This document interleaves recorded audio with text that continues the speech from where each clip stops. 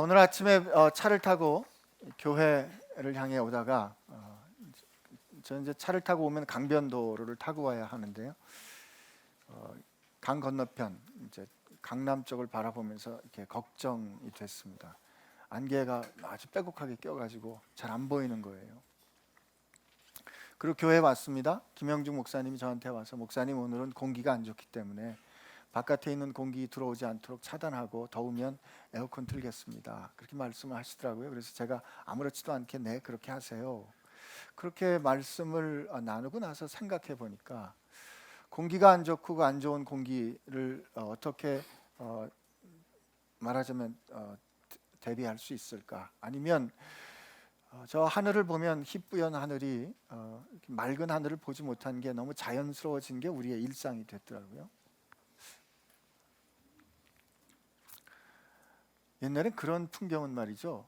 저 소독할 때 약을 치거나 아니면 심하게 안개 낀 날이거나 아니면 뭐 중국 같은 데나 가면 보는 줄 알았어요. 근데 우리 가운데 일상이 됐단 말이에요. 혹은 영화를 보면 뭐 지구 종말의 영화가 보면 되게 연기 부렇게 올라가고 그렇지 않습니까? 그게 우리의 일상이 된 거죠. 이 땅과 하늘이 아파하는 겁니다. 이 땅과 하늘이 아파하는 이 세상과 지금 이 일에 대해서 유일한 대안은 뭘까요? 새 하늘과 새 땅이 오는 거죠. 주님이 오시는 겁니다. 그거 말고 다른 답이 없어요. 한편으로 생각해 보면 지금이 정치적인 시즌 아닙니까? 정치 때마다 사람들이 말합니다. 심판하자. 그렇죠? 경제를 잘못한 걸 심판하고 이렇게 된 정권을 심판하고 야당을 심판하고 심판하자. 우리 그렇게 해서 심판하는 거 많이 봤어요.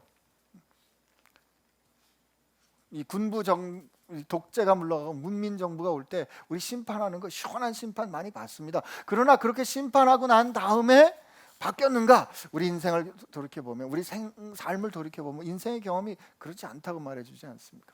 바뀐 것 같은데 별거 없더라는 거죠. 오늘 성경 말씀은 우리에게 가르쳐 줍니다. 이제 하나님께서 옛 세상을 완전히 심판하셨어요. 옛 세상을 처음 세상과 처음 하늘과 땅을 하나님께서 완전히 통치하시고 그 심판하시고 난 다음에 그들에게 새 하늘과 새 땅을 보여주시는 거예요. 그 새 하늘과 새 땅이 우리 가운데 없다면 우리 소망이 없는 거죠. 그러나 하나님 눈을 열어서 새 하늘과 새 땅을 우리에게 열어주시는 겁니다. 바야흐로 요한계시록은 그 대단원의 막을 향하여 절정을 향하여 지금 가고 있는 거예요.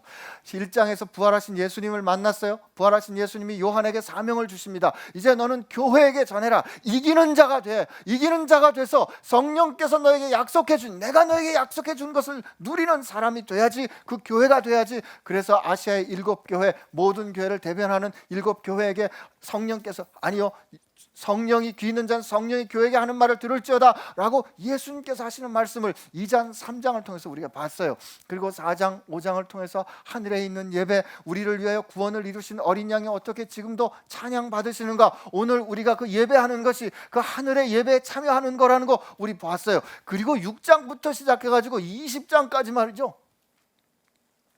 참으로 오랫동안 길고 힘들게 우리는 이 땅을 심판하는 것을 보았습니다. 김 목사님도 조 목사님도 설교할 때 한두 번씩은 다 고백했지만 이거 설교하기가 쉽지 않았어요. 계속 심판하고 정죄하고 심판하고 정죄하고. 왜 반복해서 봉인의 심판이, 나팔의 심판이, 대접의 심판이 그렇게 해서 우리 가운데 반복해서 또다시 우리에게 들려졌을까? 하나님은 이 세상을 완전하게 심판하신다. 하나님의 심판은 정의롭고 완전하십니다. 오늘 1절의 말씀을 보면 내가 또 새 하늘과 새 땅을 보니 처음 하늘과 처음 땅이 없어졌고 바다도 다시 있지 않더라 이렇게 돼 있어요. 바다도 다시 있지 않더라. 그러니까 처음 하늘과 처음 땅이 없어지고 특별히 바다가 없어졌다 그래요. 왜 바다가 없어졌다 그랬을까? 사실은 저는 궁금해요. 하나님께서 이제 지금 조금 있다가 우리가 말씀 보겠지만 새 하늘과 새 땅이 지금 오고 있어요. 새 예루살렘 성이 지금 내려오고 있거든요. 그래서 이제 완성이 된 그때에 보게 될 텐데 그때 지금 내가 알고 있는 바다가 있을까 없을까 전 되게 궁금해요. 그런데 여기서 말씀하시는 이 바다는 다른 의미를 가지는 심상이에요. 그게 어떤 의미인가? 우리가 지난주에 봤던 말씀이 13절에 20장 13절에 바다가 그 가운데서 죽은 자들을 내줬다 그랬어요. 그러니까 바다는 어떤 장소다? 죽은 자들을 품고 있는 장소예요. 그리고 우리 저 바벨론 성에 관한 18장 이야기를 들어보니까 바다는 하나님을 거스르는, 하나님의 뜻대로 살지 않는, 누군가를 수탈하고 착취해서 사는, 누군가의 희생 위에 자기의 부를 쌓는, 그래서 그거를 흥청망청 쓰는 이 바벨론의 경제 시스템이 어떻게 트레이딩을 하는가, 어떻게 무역을 하는가, 그걸 상징하는 게 바다예요. 그리고 13장에 가보면 바다에서 짐승이 올라옵니다. 하나님을 거스르는 저 깊은 심연에 있는 무질서와 죄악과 죽음을 담아놓는 장소가 바다인데 그 바다는 이제 없는 거예요. 왜? 사망도 음부조차도 하나님께서 불못에 넣었기 때문에 사망조차도 악 그 자체가 완전히 심판되는 역사가 일어났기 때문에 그 일어났다가 새하늘과 새 땅이에요. 그렇기 때문에 바다가 다시 없는 겁니다. 이 새하늘과 새 땅이 어떤 모습일까? 이렇게 생각할 수도 있어요. 이사야 34장에 보면 그 하늘이 두루마리처럼 말려질 것이다. 하나님께서 새하늘과 새 땅을 창조하신다 했기 때문에 이건 지금 있는 우리 지금 사는 이 땅은 이제 완전히 없어지고 이제 하나님께서 만드시는 새하늘과 새 땅이 이렇게 임할 것이다 이렇게 생각하는 거죠. 그러면 그렇게 생각하면 지금 있는 이 땅을 우리가 이렇게 보호하려고 애쓸 필요가 없어요. 빨리 망가뜨려가지고 빨리 써서 없애고 그냥 빨리 끝이 나야 오실 거 아니에요, 그죠? 그렇게 생각할 수 있습니다. 그러면 우리가 뭐 자연을 보호합시다, 뭐 저기 뭐죠, 뭐 이제 화석 연료 쓰는 거 우리 이거 좀 저 지속 발전을 추구하는 분들은 우리가 지금 에너지를 이렇게 쓰는 거는 후손들이 써야 될 걸 빼서 다 쓰는 거라 그러지 않습니까? 그렇게 그런 것들을 생각하면서 이렇게 조심하고 저렇게 돌보고 하는 일들을 우리 할 필요 없어요. 그냥 확 써버리고 마지막에 그냥 주님 오시면 되니까 말이죠. 그런데 성경이 우리에게 가르쳐 주시는 이 새하늘과 새 땅은 지금 있는 처음 하늘과 처음 땅과는 완전히 대조되는 분명히 새로운 것은 틀림없습니다. 그런데 이 새하늘과 새 땅에 관한 그 심상을 우리는 뭐를 통해서 알 수 있는가 봐야 하는가? 여러분 그 전에 새하늘과 새 땅은 분명히 옵니다. 예. 그렇죠. 이럴 땐 아멘 하시는 게 도와주시는 거예요. 다시 한번 새하늘과 새 땅은 분명히 옵니다. 네. 아니 저 목사가 이렇게 뭘 가지고 이렇게 확신하는가? 저는 확신합니다. 왜 확신하냐면 새하늘과 새 땅이 이미 런칭, 그러니까 이미 우리 가운데 시작됐어요. 돌이킬 수 없이 시작됐어요. 누굴 통해서 알아요? 여러분 답을 모를 때는 예수님이 답입니다. 진짜라니까요. 여러분이 어떤 문제든지 여러분 스스로 답을 찾기 어려울 때는 누구한테 가세요? 예수님한테 가야 돼요. 내가 답을 찾을 수 있다 생각할 때가 제일 위험할 때예요. 답을 찾더라도 그것을 주님 앞에서 찾아야 돼요. 예수님께서 우리 가운데 오셨죠, 그죠? 역사 가운데 오시고 시간과 장소 가운데 오셨어요. 그리고 그분이 죽으시고 죽은 자들의, 잠자는 자들의 첫 열매가 되셔서 부활하셨어요. 부활은 죽음 후에 삶이 있는 그 사건이 우리 가운데 역사로 일어났다는 사건이에요. 이것은 초월적인 사건인데 주님은 새로 되는 하나님의 나라, 새하늘과 새 땅의 보증이세요. 그러니까 주님이 오심으로 말미암아 하나님의 나라가 임하는 그 프로젝트가 결정적으로 다시는 취소될 수 없게 시작된 거란 말이에요. 그리고 그 시작된 게 지금 그 완성을 향해서 가고 있어요. 오늘 성경 말씀에도 그게 어떻게 나타나고 있냐면 2절 말씀에 이렇게 돼 있어요. 내가 또 봄에 거룩한 성 예루살렘이 하나님께로부터 하늘에서 내려오니 라고 되어 있는데 이때 이 내려온다가 현재형이에요. 내려오고 있다예요. 이 그릭 말로 현재형은 지금 현재 진행형의 의미가 많아요. 그러니까 The Holy City, New Jerusalem is coming down now예요. 지금 내려오고 있는 거예요. 언제? 주님께서 시작하셔서 지금 우리 가운데 오고 있다 이 말이죠. 그러니까 연속되는 게 있어요. 그러면 그 주님이 부활하신 걸 통해서 우리가 처음 하늘과 처음 땅, 새하늘과 새 땅과의 관계를 우리 생각할 수 있는데, 주님이 부활하신 다음에 제자들이 부활하신 주님을 알아봤나요? 못 알아봤나요? 이렇게 질문하는 거 익숙하지 않으시죠? 뭐 알아봤어요? 못 알아봤어요? 못 알아봤죠. 그런데 어떻게 알아봤어요? 그 손에 못자국과 그 옆구리에 창자국을 보고 제자들이 주님이시다 알아봤어요. 그러면 그 손에 못자국과 그 손에 그 옆구리에 창자국은 언제 생긴 거죠? 십자가 지실 때. 그것은 부활 전이에요? 부활 후예요? 부활 전에 생겼죠. 부활 전에 예수님께서 가지셨던 그것이 부활하신 다음에 전혀 새로워진 영광스럽게 된 몸에 예수님께서 부활 전에 있었던 그것을 가지고 계신단 말이에요. 그러니까 우리 마음, 예수님을 통해서 우리가 알 수 있는 것은 우리의 정체성이 이 부활 전에 있었던 영광으로 변화하기 그 전에 있었던 어떤 우리의 어떠함이 우리의 부활한 이후에도 연결될 거라는 것을 가르쳐 주시는 거죠. 우리가 지금은 거울을 보는 것 같이 희미하나 그때는 얼굴과 얼굴을 보는 것 같이 완전하게 알 거라 그랬어요. 지금 제가 사랑하는 아내를 제가 아는데 완전히 모른다 이 말이에요. 그러나 부활하고 난 다음에 물론 시집 가고 장가 가는 것도 없겠지만, 그러나 전 부활하고 난 다음에도 아내를 알고 싶어요. 이 대답에 아멘 안 하시는 분들은 도대체 뭡니까? 완전히 알고 싶어요. 그 안다는 말은 그때 아내의 모습은 지금 아내의 모습과는 전혀 다르게 완전해질 겁니다. 지금 이 안신기의 모습은 부활 이후엔 완전해질 거예요. 네, 그건 여러분도 마찬가지입니다. 우리가 여러분 부활하면 우리 부활하고 구원하는 거에서 착각이 있는데, 부활하고 난 다음에 내가 구원받으면 흰 옷을 입고 발은 없이 말이죠. 이렇게 둥둥둥둥둥 이렇게 해서 영혼으로 이렇게 떠다니는 것처럼 이런 심상을 갖는 이거를 구원이다 혹은 이걸 천국 가서 산다고 생각하는데 아니에요. 예수님께서 부활하시고 난 다음에 너희들 먹을 거 있니? 그랬더니 제자들이 생선 주니까 그 생선 잡수셨잖아요. 부활하시면 분명히 변화됩니다. 썩을 몸으로 죽고 썩지 않을 몸으로 다시 거듭 태어나지만, 그러나 거기에는 분명한 뭐가 있다? 만져지는 이 피지컬리티가 이 말이에요. 주님께서 새롭게 창조하시는데 그 새롭게 창조하는 거기에는 오늘 4절에 증언한 것처럼 아픈 것도 없고 눈물도 없고 고통하는 것도 없을 거예요. 왜?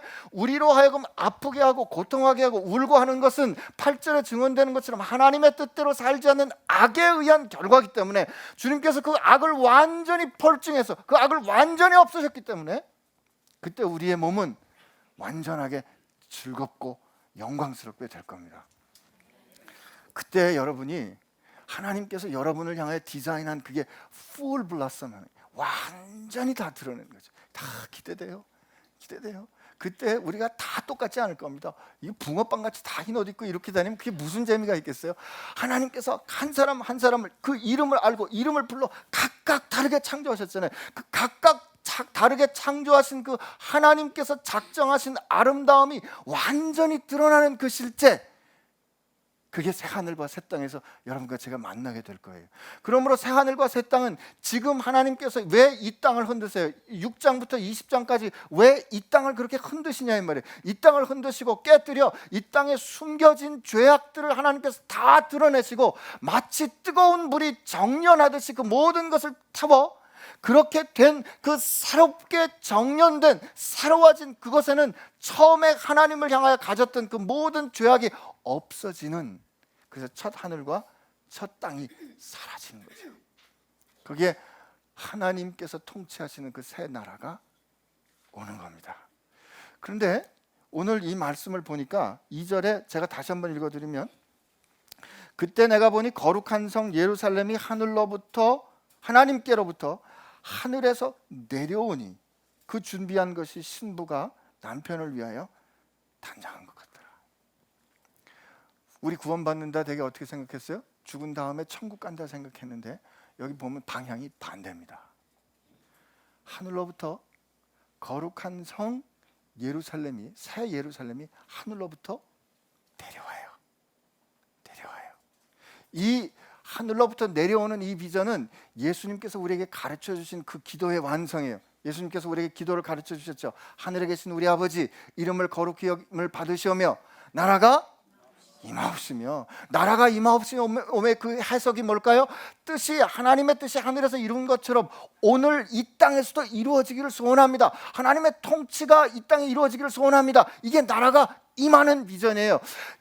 이 하늘로부터 내려온다, 이건 두 가지 뜻인데, 하나님께로부터 새 예루살렘 성이 내려오는 것은, 첫째는 하나님이 통치하신다, 하나님이 통치하신다는 겁니다. 하나님이 하늘에서 결정하시면 땅에는 그대로 됩니다. 하나님이 말씀하시면 이 땅에서는 이루어져요. 그 하나님이 이루어지는 그 하나님께서 이 세상을 통치하신다가 하늘로부터 내려온다예요. 두 번째, 여기 기가 막힌 게 있는데요.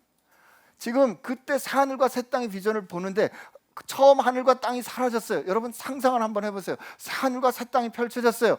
그 새하늘과 새 땅에 하나님께서 하늘로부터 새 거룩한 성 새 예루살렘이 내려오는데, 그 내려오는데 그 하나님이 하나님이 장막을 펼치셔서 그들과 함께 거하신다. 이것은 두 번째로 하늘과 땅이 연합한다는 뜻이에요. 하늘과 땅이 연합한다는 뜻이에요. 더 이상 하늘과 땅의 구별이 없어요. 그때는 우리가 하나님과 함께 지내는 이 놀라운 비전이 지금 눈앞에 펼쳐지는 거예요. 근데 그 거룩한 성 예루살렘이 지금 하늘로부터 내려오고 있습니다. 내려오고 있는 그게 어떻게 준비가 됐는가? 신부가 남편을 위해 단정한 것 같아요. 얼마나 아름답겠어요. 최고의 아름다움을 가지고 지금 내려오고 있습니다. 근데 그때 3절 4절 우리 한번 읽습니다. 시작.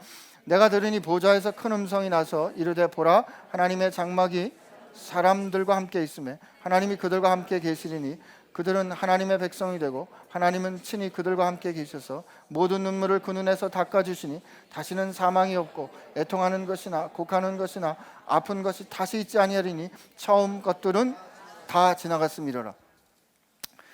여기 지금 몇 가지 운동이 나오는데, 지금 말씀드린 것처럼 하나님께서 하늘로부터 새 예루살렘 성이 내려오도록 하시는데, 그 내려오고 있다는 지금 현재형이에요. 현재형. 그 원래 그릭 단어를 보면 현재형 진행되고 있어요. 그리고 4절 제일 끝에 처음 것들은 다 지나갔다. 이건 과거예요. 그리고 그 사이에 있는 하나님이 그들과 함께 계시고 그들의 눈물을 닦아주시고 다시 이런 일이 없을 것이다 라는 것들은 미래예요. 완성을 향해서 보고 있는 게 지금 하늘에서 선포되고 있는 거죠. 그 이 선포되는 그 일을 놓고 이제 그 다음에 하나님께서 친히 5절부터 8절에 이제 말씀하시는데, 그러면 하늘에서 내려오는 거룩한 성 새 예루살렘이 뭘까 한번 생각해 봐야 되지 않겠습니까? 하늘에서 내려오는 거룩한 성 새 예루살렘은 첫째는 거룩한 성이잖아요. 시티란 말이죠. 이거는 18장에 나오는 큰 성 바벨론에 대비되는 개념입니다. 18장에 보면 하나님의 뜻에 거스른 뭐라 그럴까? 체계, 세상. 하나님의 뜻을 따르지 않고 자기 욕망에 따라 누군가를 착취하며 그 착취와 희생 위에 흥청망청 누리고 사는 그 패역하게 망가진 세상, 그 시스템, 정치적이고 경제적이고 그 부패하고 타락한 시스템 결국 없어질, 그게 바벨론이에요. 바벨론 큰 성이라 이 말이죠. 근데 하나님께서 이 바벨론 성에 대적하는 거룩한 성, 새 도성, 하나님의 성, 새 예루살렘을 하나님께서 그 손으로 지으시고 내려 보내시는 거예요. 그러니까 하나님께서 통치하시고 하나님의 뜻에 따라 세상이 통치되고 이루어질 그 성을 하나님께서 지금 내려 보내주시는 게 첫 번째 의미예요. 두 번째로 이 거룩한 성 예루살렘, 이게 21장 9절에 보면 이렇게 돼 있어요. 다음 주에 읽을 거지만 우리 한번 좀 미리 가보면, 7 대접을 가지고 마지막 7 재앙을 담은 7 천사 중 하나가 나와 내게 말하여 이르되 이리 오라, 내가 신부 곧 어린 양의 아내를 내게 보이리라 하고 성령으로 나를 데리고 크고 높은 산으로 올라가 하나님께로부터 하늘에서 내려온 거룩한 성 예루살렘을 보여줍니다. 여기 이 말은 결국 어린 양의 신부가 뭐다? 거룩한 성 예루살렘이란 뜻이잖아요. 그죠? 그러면 이 거룩한 성 예루살렘은 하나님이 사랑하시는 성인데 어린 양의 신부는 누구예요? 19장의 어린 양의 혼인잔치를 보면 어린 양의 혼인잔치 누구죠? 19장 7절 8절에 보면 우리가 즐거워하고 기뻐하여 하며 그에게 영광을 돌리세 어린 양의 혼인 기약이 이르렀고 그의 아내가 자신을 준비하였으므로 그에게 빛나고 깨끗한 세마포 옷을 입도록 허락하셨으니 이 세마포를 옷은 성도들의 옳은 행실이다. 그러면 이 빛나고 깨끗한 세마포 옷을 입은 사람은 누구예요? 7장으로 가면 어린 양의 피로 깨끗하게 된 그 수를 헤아릴 수 없는 허다하게 많이 시온산에 서 있는 성도들이란 말이죠. 여러분과 저를 뜻하는 거예요. 그러면 이 새 하나님이 지으신 거룩한 성 새 예루살렘이 지금 내려오고 있잖아요. 내려오고 있는 이것을 지금 이 세상에서 우리가 경험할 수 있는 실제가 무엇일까요? 제 질문이 좀 어렵군요. 지금 하나님의 이 거룩한 성 새 예루살렘이 세상에 내려오고 있다 그랬어요. 지금 운동하고 있는데 이게 여러분과 제가 지금 경험할 수 있는 현실은 무엇인가 하는 거예요. 고맙습니다. 교회입니다. 교회는 그리스도께서 자기 피로 값주어 사신 성도들이에요. 한 사람 한 사람을 주께서 피로 값주어 사시고 하나님의 것으로 인친 성도들이 교회예요. 그런데 그 성도들이 함께 모여서 공동체를 이루어 세상에서 살아내는 방법과는 다른 방법으로 살기 시작하는 거예요. 세상에서는 아둥바둥 싸워야 많이 가질 수 있는데 교회 공동체 사는 성도들은 나누었는데도 풍성해지는 삶을 누리기 시작해요. 하나님의 통치를 이루기 시작해요. 교회가 곧 하나님의 나라는 아니에요. 하나님의 나라는 훨씬 크고 완전해요. 그러나 교회는 하나님의 나라가 지금 영광으로 이 땅의 패역한 질서를 깨뜨리며 임하고 있다는 것을 증언해주는 전령이라, 헤랄드라 말이죠. 그게 교회입니다. 여러분과 제가 그 교회예요. 영광스러운 이 거룩한 성 새 예루살렘을 이 땅 가운데 지금 미리 맛보아 알 수 있게 하는 하나님의 전령입니다. 우리 한 사람 한 사람이 각각 하나님 앞에 세워졌지만 우리가 모여서 하나님의 뜻에 따라 살아가는 그 통치에 순종할 때 우리는 한 사람 한 사람이 10사람이 모였다 그러면 열이라 그러는 말이죠. 그냥 1 더하기 1 더하기 1은 열이 아니라 열 이상의 어떤 힘을 냅니다. 이 세상을 깨뜨리는 강력이 된다 이 말이에요. 이게 교회예요. 하나님께서 이 교회에 주시는 말씀이 있는데 우리 5절 말씀 한번 같이 읽습니다. 5절 시작. 보좌에 앉으시니가 이르시되 보라 내가 만물을 새롭게 하노라 하시고 또 이르시되 이 말은 신실하고 참되니 기록하라 하십니다. 보좌에 앉으시니 이게 하나님이에요. 계시록 전체를 통해서 보좌로부터 큰 소리가 난다라는 간접적인 표현이 있는데 보좌에 앉으시니가 말씀하셨다. 이게 직접 나오는 요 말씀이 요 부분이 유일한 말씀인데 이 말씀은 1절부터 4절까지 말씀 비전을 통해서 마지막 완성을 보여줬다면 그 완성을 보고 본 사도 요한에게 지금 너는 이렇게 살아, 지금 네가 붙잡아야 할 말씀은 이거야 라고 들려주시는 게 5절부터 8절입니다. 근데 하나님께서 우리에게 지금 말씀하시는 거예요. 보라 내가 만물을 새롭게 하노라 하십니다. 이것도 현재형이에요. I am making all things new. 내가 지금 만물을 새롭게 하고 있다. 제가 아까 이 처음 하늘과 첫 이 땅이 아파하는 것을 하나님이 흔들어 깨셔서 그 안에 있는 악들을 폴징하시고 그 안에 있는 악들을 제거하시고 완전히 제하신 다음에 전혀 달아온 새로운 실제로 새롭게 창조하실 거다. 이걸 하나님께서 새하늘과 새 땅이라고 말씀드렸는데 제가 이렇게 확신할 수 있는 이유는 사도 바울이 이 새롭게 하시는 하나님에 대하여 사도 바울이 로마서 8장 이렇게 고백합니다. 제가 현대인의 번역으로 한번 읽어드릴게요. 모든 피조물은 하나님께서 그분의 자녀들을 부활시키실 날을 인내와 희망을 가지고 기다리고 있습니다. 그날에는 하나님의 명에 따라, 하나님의 명령에 따라 본의 아니게 이 세상을 지배하고 있던 가시와 엉겅퀴, 죄, 죽음, 부패 따위는 모두 다 사라져버리고 우리는 영광스러운 해방을 맞아 하나님의 자녀들이 누리는 즐거움을 나누게 될 것입니다. 동물이나 식물과 같은 자연계의 생물까지도 이 위대한 사건을 기다리면서 병과 죽음의 고통을 참아내고 있다는 것을 우리는 압니다. 성령을 받고 장래의 영광을 미리 맛본 그리스도인조차도 고통과 고난에서 노연하기 위해 신음하며 하나님의 자녀로서 완전한 권리를 받게 될 날을 고대하고 있습니다. 그날에는 하나님께서 우리에게 약속하신 대로 두 번 다시 병에 걸리지도 않고 죽지도 않을 새 몸을 주실 것입니다. 로마서 8장 19절에서 23절까지의 말씀입니다. 이 만물이 모든 피조물들이 하나님의 구속하심을 기다리고 있다.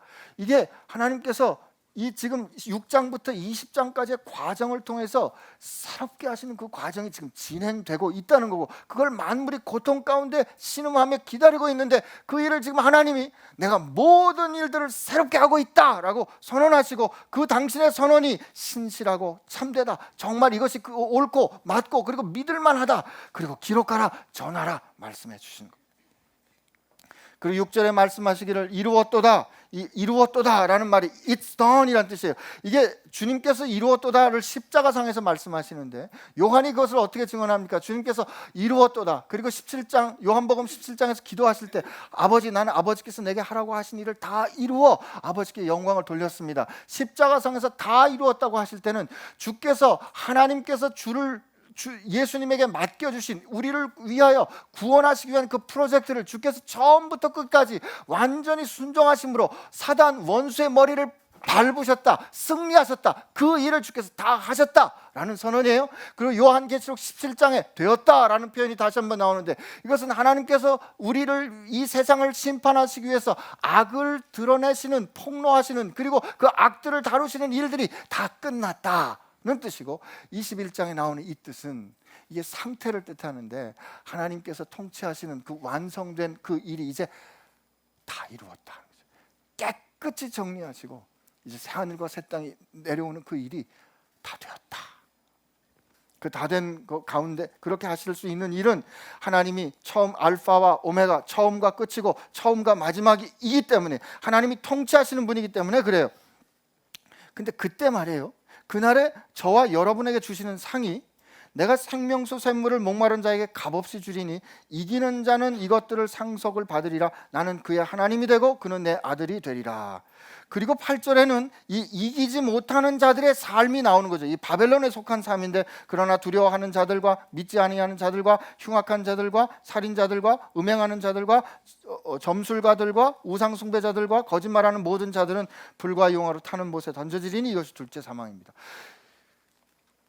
근데 이제 여러분들하고 제가 이 말씀을 보면서, 그러면 이 새하늘과 새 땅이 우리에게 오고 있는데, 우리가 이 말씀을 보는 우리가 어떻게 묵상해서 오늘 내 삶에 적용을 해야 할까 하는 부분을 우리 한번 생각해 봐야 하지 않겠습니까?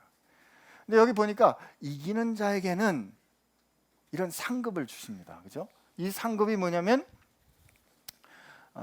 하나님이 약속하신 모든 것을 상속하고 나는 그의 하나님이 되고 그는 내 아들이 되리라, 이 말씀을 하시는데, 제가 이기는 자에게 주는 상급에 대해서 말씀을 묵상하면서, 우리는 새 하늘과 새 땅이 내려온다는 것은 하나님께서 가르쳐 주시는, 하나님께서 우리를 인도하시는 삶의 방식에 따라서 우리가 살아야 한다는 뜻이고, 그렇게 하면 그 삶의 방식에 따라서 우리가 실제 지금 내 삶을 봐야 되는데, 여전히 우리가 새하늘과 새 땅에 들어가오는, 혹은 새하늘과 새 땅에 오는 그 전령으로 우리가 교회되어 살면서도 여전히 지나간 처음 하늘과 처음 땅의 삶의 방식을 살고 있지는 않은가 하는 생각을 하게 된 거예요. 그 예가 뭐냐면 상급입니다. 상급이에요. 예수님의 제자들이 예수님 쫓아다니면서 누가 큰가를 가지고 싸웠어요. 그죠? 누가 큰가? 누가 더 큰 자인가? 예수님께서 최후의 만찬하시는 그 마지막까지도 누가 더 큰 자를 가지고 싸웠어요. 그리고 우리가, 제가 옛날에 부흥회 할 때 그런, 여러분 개털 모자 얘기 아세요? 개털 모자 제가 좀 들려드릴게요. 이게 오리지널 버전은 이거 같아요. 어느 교회 장로님이 계셨는데 장로님이 개장수를 하셨답니다. 개장수를 하셨는데 그날 교회 부흥회가 열렸고 교회 헌금을 해야 될 거라고 생각을 했는데 자기는 지금 개를 팔아서 헌금해야 될 것 같은 거예요. 근데 개를 팔아서 헌금하려고 보니까 이게 개를 몽땅 팔면 자기가 먹고 살 게 급하니까 이거 빼하고 저거 빼하고 저거 제하고 나니까 개 한 마리가 딱 남더래요. 그래서 이걸 팔아서 내가 헌금을 해야 되겠다라고 생각을 한 그날 밤에 잠에 들었는데 천국에 갔어요. 천국에 갔더니 눈앞에 여러 가지 면류관이 있는 거예요. 금면류관, 은면류관, 뭐 보석으로 된 면류관, 그리고 저 끝에 개털 모자가 있는데 어느 게 제 겁니까? 그랬더니 너 써보고 너한테 맞는 게 네 거다 그러시더래요. 그러면 당연히 뭘 처음에 갔어요? 보석을 갖다 썼더니 안 맞아요. 금면류관 썼더니 안 맞아요. 결국 보니까 개털 모자가 자기한테 맞더라 이거예요. 그리고 나서 개털 모자를 천국에서 쓸 생각을 하니까 아차 싶어서 깨서 그가 회개하고 몽땅 자기 개 다 팔아서 주님께 헌신하고 하나님께 충성봉사했답니다 라는 말씀이 부흥회 때마다 있던 거예요. 여러분 지금 이게 틀렸다는 얘기하는 거고 여기서 은혜 받으시면 안 돼요. 맞아요. 어떻게 생각하면 맞는 것 같아요. 우리가 하나님 앞에 어떻게 봉사하고 하나님 앞에 드린 거에 따라서 하나님께서 우리를 상 주시는 거. 아니 목사님 그렇게 말씀하시면 안 되죠. 예수님께서 그 문화 비유 말씀하실 때 10문화를 남긴 사람은 10거울을 주고 5문화를 남긴 사람은 5거울을 줬는데 그럼 10거울은 5거울보다 큰 거 아닙니까? 차등이 있는 거 아닙니까? 그죠? 고린도전서 3장에 보면 불에 타 없어질 공력과 불에 타지 않을 공력이 있는데 이런 말씀 분명히 있지 않습니까? 이렇게 말씀하시는데 여러분 한번 생각해 보시라 이 말이에요. 우리가 천국에 갔어요. 천국에 갔는데 제가 1부 예배 때도 그렇게 말씀했기 때문에 2부 예배 때도 그렇게 말하겠습니다. 우리 김성민 전도사님하고 저하고 갔어요. 하나님께서 김성민 전도사 너는 김씨니까 금면류관을 쓰거라. 안신기 너는 안신데 너는 네가 개털 얘기했으니까 넌 개털 모자 써. 그러면 제가 하나님께 개털 모자 받아 썼어요. 저 사람은 금면류관 받아 썼어요. 그러면 말이죠, 생각해 보세요. 하나님이 제게 주신 게 개털 모자라면 그걸로 완전한 겁니다.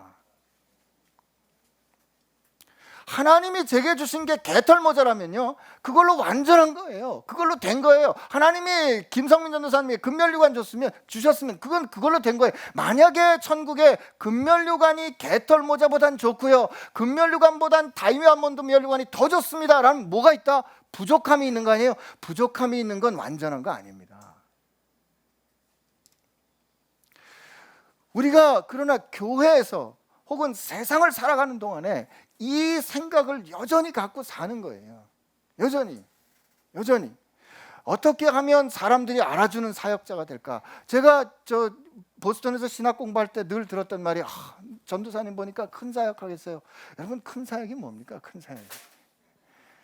그래서 이게 저만 그랬으면 우리만 그랬으면 좋겠는데 성경에 나와 있잖아요. 제자들이 나가서 사역하고 난 다음에 돌아와서 보니까 야 이게 주님께서 주시는 말씀대로 순종했더니 그냥 빵빵 일이 터지거든요. 그래서 돌아와가지고 주님 우리에게 큰 믿음을 주십시오. 큰 믿음이란 게 뭐겠어요? 큰 믿음 가지면 큰 사역할 거라고 생각하는 거죠. 그죠? 그때 예수님께서 뭐라고 말씀하시냐면 누가복음 17장 5절에서 10절까지인데 너희들에게 말이야 겨자씨만한 믿음이 있으면 이 뽕나무더러 명해서 바다에 심겨지라 할 것이고 그가 순종할 것이다. 누구도 그런 일 못 해봤어요. 그러니까 니네들은 지금 겨자씨만한 믿음도 없어. 일단 그렇게 가르쳐 주신 다음에 예수님께서 바로 연이어서 하시는 말씀이 뭐냐면 종이 있는데 그 종이 종일토록 나가서 들에 나가서 수고를 했어. 그가 돌아오면 주인이 그러겠니? 야, 너 참 수고했다. 가서 밥 먹고 쉬어라. 그러겠어? 아니지. 뭐라 그래? 종은 너 가서 내 밥 좀 준비해. 그러면 종이 가서 그렇게 수고했음에도 불구하고 가서 주인 밥 차려놓고 주인 밥 먹을 때 옆에서 시중 들고 그렇게 해도 주인은 종에게 하는 말이 너 수고했어 라고 감사하지 않고 종은 주인에게 뭐라고 말해야 된다? 아닙니다. 나는 무익한 종입니다. 나는 다만 할 일 했을 뿐입니다 라고 말해야 될 거야 라고 예수님께서 말씀해 주십니다. 이 말은 무슨 뜻일까요? 하나님께서 우리를 당신의 일에 참여하도록 불러주셨어요. 하나님께서 우리를 당신의 일에 참여하도록 불러주셨다는 건 여러분, 하나님께서 하시는 일에 우리가 뭔가 하나 얹으면 그걸로 불완전해집니다. 완전하신 분이 행하시는데 여러분과 제가 뭔가 좀 거들어 드릴게요. 거두는 순간 그게 불완전해지는 거예요. 그럼에도 불구하고 하나님은 이 불완전한 우리를, 완전하지 못한 우리를, 연약한 우리를 완전하신, 강력하신, 힘이 있는 그분의 사역에 참여하도록 하시고, 하나님께서 다 하신 그 일을 향해서 신기가 했네, 김성민 전도사가 했네, 베이직 교회가 했네 라고 세워주시는 게 하나님의 은혜란 말이에요. 근데 그 하나님의 은혜를 우리가 받아 누리면서 하나님의 부르심 받아서 하나님의 영광스러운 일에 참여하게 된 거를 잊어버리고 말이죠. 자기들끼리 비교해서 누가 알아주지 않으면, 야, 그건 내 일 아닌데. 그래, 맞아요, 당신 일 아니에요, 그거 하나님의 일이에요.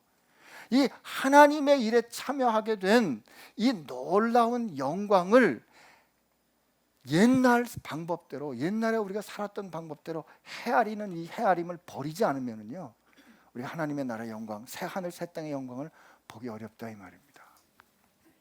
그러므로 하나님께서 우리 생각을 새롭게 하실 겁니다. 하나님께서 우리를 새롭게 바꾸어 주실 겁니다. 여러분, 하나님 앞에 헤아릴 때 웬 은혜입니까? 여러분 생각해 보세요. 저 제자들이 예수님께 와가지고 말이죠, 그날 제자들이 상당히 기분이 나빴어요. 제자들이 어떻게 기분이 나빴냐면, 부자 젊은 관원이 와가지고, 잘 나가는 젊은 관원이 와서 주님한테 그렇게 얘기하죠. 내가 어떻게 영생을 얻을 수 있겠습니까? 너 계명을 지켜라. 계명 그거 다 지켰습니다. 그렇게 말하는 것도 꼴 같지 않은데, 근데 예수님께서 시원하게 한 말씀하죠. 너 그럼 한 가지 부족한 게 있는데, 너 가서 가진 걸 다 팔고 가난한 사람한테 나눠주고 너는 나를 쫓아. 그랬더니 부자가 근심하면서 떠나갔어요. 왜요? 가진 게 많아가지고 못 팔았잖아요. 얼마나 그걸 본 제자들, 특히 전 베드로라고 생각하는데, 베드로가 나가서 이렇게 말했겠죠. 주님, 우리는 가진 거 다 팔고 주님을 쫓았습니다. 저놈하고는 다르지 않습니까, 우리가, 그죠? 그때 예수님께서 그들을 칭찬하세요. 그래, 그날이 되면 너희가 나와 함께 12나라를 다스릴 거야. 그런데 말이지 하시면서 포도원을 비유를 들려주시는데, 천국은 마치 이른 아침에 일꾼을 부르러 간 포도원 주인과 같다. 그 얘기 길게 할 필요 없지 않겠어요? 마지막에 일 끝내기 마지막 전까지 하나님께서 사람 부르고 그에게도 한 달란트 주시고 처음 부른 사람에게도 한 달란트 주시잖아요. 그때 주인이 준 그 한 달란트가 뭐냐고요? 우리가 하나님 앞에 받게 되는 가장 그 무엇과도 비할 수 없는 상급이 뭐냐고요? 하나님이 우리의 아버지 되시고 우리가 그분의 자녀 되는 것보다 더 귀한 상급이 어디 있어요? 그분이 내 아버지시랬는데, 그분께 그 모든 게 내가 합당히 받아 누릴 권세를 갖는 게 내게 주신 상급인데, 금면류관이면 어떻고 개털모자면 어떻겠니? 그러나 금면류관 개털모자를 가지고 천국에 가서 간 삶을 사는 그 우리의 생각은 여전히 지나간 옛사람의 생각을 가지고 사는 거란 말이죠. 오늘 이 시간 우리의 새하늘과 새 땅을 바라보면서 우리 생각의 틀을 하나님 앞에 바꿔달라 기도해야 될 줄로 믿습니다. 하나님, 새롭게 해주세요. 새롭게 해주시는데 내가 하나님의 뜻대로 살아가는 이 삶을 받아 누릴 때, 여러분, 우리가 무엇을 행하는가는 우리가 누구인가를 비춰주는 겁니다. 내가 뭐를 행하는가는 내가 누구인가에서 나오는 거예요. 근데 또 재미나게 내가 뭘 하는가는 때로 내가 어떤 사람이 되는가에 영향을 줘요. 이거 관계 여러분 기억하시고 하나님 앞에 기도하시길 바랍니다. 하나님, 우리 교회가 하나님 나라의 영광을 드러내는 이 전령이라고 할 때, 하나님 이 세상의 삶의 방식이 아니라 새하늘과 새 땅의 그 하나님의 삶의 방식과 통치를 드러내는 능력을 갖게 해주십시오. 제가 어저께 금요일인데요, 학교를 이제 출근하려고 운전을 하고 가다 이제 신호 대기, 이제 이 병원 문 앞에 바로 들어가기 전인데 신호 대기하고 서 있었습니다. 근데 쿵 소리가 나요. 누가 와서 부딪힌 거예요. 그래서 확 짜증 난 거죠. 누구야? 근데 이제 옆에 보니까 스쿠터 하나가, 젊은 청년 하나가 막 어쩔 줄 몰라 하면서 이렇게 창문을 열었더니 그러더라고요. 일단은 뭐 내려봐야죠. 비상등을 켜고 내리고 난 다음에 봤어요. 근데 어떻게 된 겁니까? 뭐 좀 기분 나쁘게 말했어요. 그랬더니 자기가 급하게 가다가 이 백미러가 부딪힌 것 같습니다. 그래서 제가 이렇게 차를 보니까 별로 크게 표시가 안 나요. 그래서 그냥 가라고, 그냥 제가 점잖게 말한, 좀 아주 다정하게 말한 것도 아니고 그냥 됐다고 가라고, 그냥 됐다, 귀찮다 이거죠, 가라고. 그리고 이제 그 청년은 가고 저는 차를 운전하고 이제 병원에 가서 파킹을 하고 일을 보는 오후 1시인가 2시쯤에 교수님께 그리고 메일이 온 거예요. 교수님, 저는 본과 1학년 학생 김某某입니다. 오늘 아침에 교수님 차에 부딪힌 게 접니다. 제가요 그때 얼마나 철렁했는지 모르겠어요. 제가 그때 뭐 핸드폰이라도 꺼내가지고 사진이라도 찍고, 제가 평소에 학생들한테 야 니네들 좀 인간적으로 살아라 그러고 사진이라도 찍고 너 이름 뭐야 뭐 이래봤어요. 그냥 정신이 번쩍 나는데 교수님 저를 그냥 그때 보내주셔서 너무 고맙습니다. 그리고 메일이 온 거예요. 제가 바로 답을 썼어요. 1. 내가 일단 네가 우리 학생인 거 못 알아봐서 미안하다. 첫째, 못 알아봤으니까요. 둘째, 각박하게 사는 내 삶의 민낯을 보일 뻔해서 내가 많이 놀랬다. 다음번에 만나면 커피 한 잔 사주마. 그러고 났는데 답이 왔어요. 교수님 고맙습니다. 하나님의, 제가 얼마나 감사한지 모르죠. 완전히 말과 삶이 다른 교수 될 뻔했잖아요. 그때 만약에 뭐 별거 아닌데 사진 찍고 뭐 이름 적고 뭐 보험을 불러 마라 뭐 5만 원만 줘 마라 이런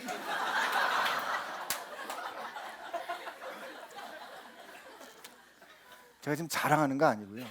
그때 그냥 사실 좀 귀찮기도 했어요. 이거 뭐 별거 아닌데 그냥 보내줘야지 라고 그 결정이 저로 하여금 수치를 면케해주는 결정이 된 걸 보면서 말이죠. 우리 세상 살아가는 동안에 내가 내 것을 다 지켜야 살 수 있다고 사는 거는 그건 사라질, 없어질 처음 하늘과 땅의 삶의 방식이라. 이제 모든 것의 주인이 되시는 하나님, 만물을 새롭게 회복하시는 하나님, 우리로 영 죽을 우리를 썩을 몸을 가지고 썩지 않을 몸으로 우리를 생명을 주시는 그분, 죽음을 이기신 그분, 가난한 것 같으나 부유한 사람을 부끄럽게 하고 그가 어리석은 자 같으나 지혜롭다 하는 자들을 부끄럽게 하시는 그분이 내 아버지 되셨거든요. 내 아버지 되신 그분이 너희 목말라? 그러면 나한테 와. 누구든지 목마른 자는 내게로 와라. 나를 믿는 자는 어떻게 된다고요? 내가 너에게 왕창 채워주리라. 이렇게 말씀 안 하셨어요. 내 원하는 만큼 채워주리라. 이렇게 그거는 언젠가 한계를 갖게 돼 있잖아요. 그런데 예수님 뭐라고요? 그 초막절에 예수님께서 선포하신 뭐라고 선포하셨어요? 나는 생수에 누구든지 목마르거든 내게로 와서 마셔라. 나를 믿는 자는 그 배에서 뭐야? 그 배에서 생수의 강이 터져날 거라 그러잖아요. 그 근원이 되신 하나님이 우리의 아버지 되셨다는 그 관계의 권세를 여러분과 제게 주셨다면 말이죠.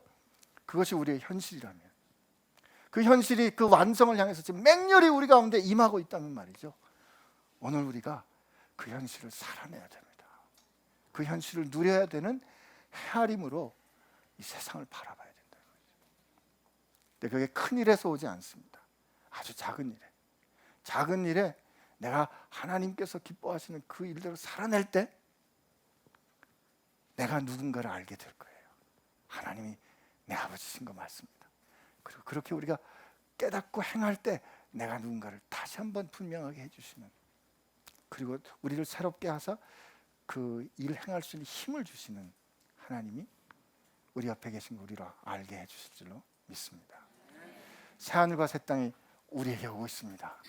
우리는 그 땅에 그 새 예루살렘 성의 시민 됐습니다. 그 시민권 확실히 이 세상에서 누리시는 여러분 되시기를 축복합니다. 우리 같이 기도하겠습니다. 하나님 앞에 기도할 때 하나님, 이 결국은 사라져갈 이 세상을 살아가는 동안에 하나님 우리가 영원한 삶, 영원히 흔들리지 않는 그 삶의 원리와 원칙을 드러내고 누리는 능력이 있게 하여 주옵소서. 아버지께서 우리를 그렇게 늘 새롭게 변화시키신다고 선언하셨사오니 아버지의 그 말씀이 내 삶 가운데 육신이 되고 아버지의 그 말씀이 내 삶 가운데 현실이 되기를 소원하오니 주여 나를 변화시켜 주옵소서. 이렇게 주님 앞에 우리 한번 같이 결정하며 기도하겠습니다. 아버지의 시간 주님 앞에 기도합니다. 아버지의 시간 주님 앞에 구하오니 아버지의 사랑으로 우리를 선택하여 주시고 아버지의 사랑으로 그 사랑이 무엇인지 알게 하여 주시고 아버지의 사랑으로 우리로 하나님의 나라에 들어가게 하여 주시고 아버지의 사랑으로 우리의 새하늘과 새 땅의 백성 되게 하여 주셨사오니 감사합니다. 하나님, 우리는 이 쓰러져갈 세상, 결국은 없어질 세상, 하나님께서 새롭게 하시는 세상, 하나님께서 심판하시는 세상 가운데 삽니다. 하나님, 우리가 이 세상 가운데 살아가는 동안에 저 새하늘과 새 땅에 우리의 시선을 두고 아버지 그 새하늘과 새 땅에 하나님께서 지금 내게 말씀하시는 그 일을 하나님 내 삶의 능력으로, 삶의 현실로 살아낼 수 있는 능력을 가지기를 소원하오니 아버지 이 시간 그 은혜 허락하여 주시옵시고 우리 가운데 그 능력을 부어 주시옵소서. 아버지 성령 하나님, 오늘 이 시간 우리 가운데 오셔서 참으로 아버지 우리 한 사람 한 사람의 삶이 그렇게 하나님 앞에 드려지는 삶 되게 하여 주시옵소서. 우리 교회를 위하여 우리 같이 한 번 더 기도하겠습니다. 하나님, 우리 교회가 참으로 거룩한 성 새 예루살렘, 영원히 흔들리지 않을 그 아름다운 하나님의 강력이 되기를 원합니다. 어린 양의 신부로 주께서 정말 우리를 생명을 주어 사랑하여서 우리를 교회로 세워주셨는데, 교회된 우리가 이 세상에 하나님의 나라 새하늘과 새 땅을 드러내는 능력을 갖게 하여 주옵소서. 아버지, 우리 교회 공동체가 하나님의 질서를 드러내는 공동체 되게 하여 주옵소서. 우리 베이직 공동체와 그리고 지금 워싱턴에서 집회하고 계신 그곳에도 하나님 동일한 은혜로 임하여 주옵소서. 이 땅의 모든 교회 가운데 편만하게 임하여 주옵소서. 우리 한번 교회를 위해 기도합니다. 하나님 아버지, 그렇습니다. 정말 우리 교회를 위해 주님 앞에 기도하오니 주여 교회를 새롭게 하여 주옵소서. 우리 교회를 새롭게 하여 주옵소서. 교회된 우리를 새롭게 하여 주옵소서. 아버지, 패역한 이 땅 가운데 살아가는 동안에 하나님 패역한 질서를 하나님 앞에 내려놓고 하나님 불러 태워주시옵시고, 아버지 나를 드러내려는 것 주님 태워주시옵시고, 나를 태워내는 욕심 주님 깨뜨려 주시옵시고, 하나님 정말 하나님 앞에 정말 주님 불러주셔서 감사하고 주님 은혜 참여할 수 있도록 해주셔서 감사하고, 주님 은혜 정말 이를 놀라운 영광스러운 일에 내가 함께 참여할 수 있게 된 이 은혜 주신 주님 감사합니다. 이렇게 서로를 높이며 서로를 격려하며 서로를 위해 세워지는 그 놀랍고 아름다운 질서가 하나님 우리 교회 가운데 있게 하여 주시고, 아버지 그 교회로 하나님의 영광이 되는 하나님 나라의 새하늘과 새 땅과 거룩한 성 예루살렘에 정말 이 땅을 향한 헤럴드가 되도록 주여 붙잡아 주시옵소서.